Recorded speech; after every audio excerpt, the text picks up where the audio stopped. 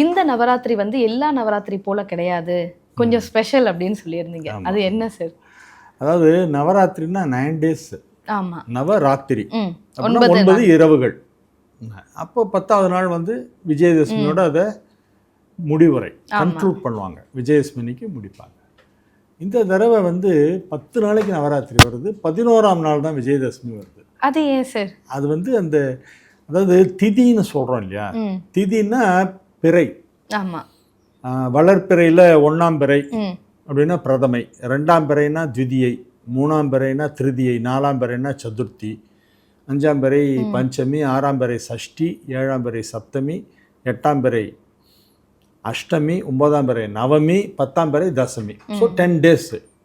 யூஸ்வலாக வந்து புரட்டாசி மாதம் அமாவாசைக்கு மறுநாள் ஆரம்பித்து 9 டேஸ் நவராத்திரி, 10th டே விஜயதசமி. இது வந்து காலகாலமாக நம்ம பார்த்துருக்கோம். இந்த வருஷம் 10 நாளைக்கு நவராத்திரியே வருது, 11ஆம் நாள் தான் விஜயதசமி.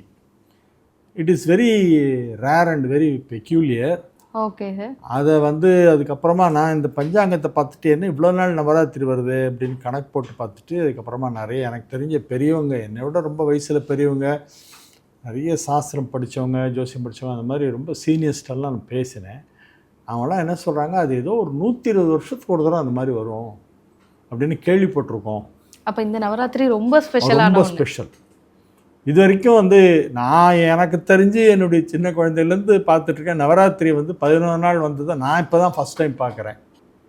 ஐ ஹவ் கிராஸ்ட் 70. எனக்கு தெரிஞ்சு இது மாதிரி 10 நாள் நவராத்திரி 11ஆம் நாள் விஜயதசமின்றது பார்த்ததில்லை. தசமினாலே 10th டே. Okay sir. இந்த தடவை விஜயதசமிங்கிறது 11th டேல வருது.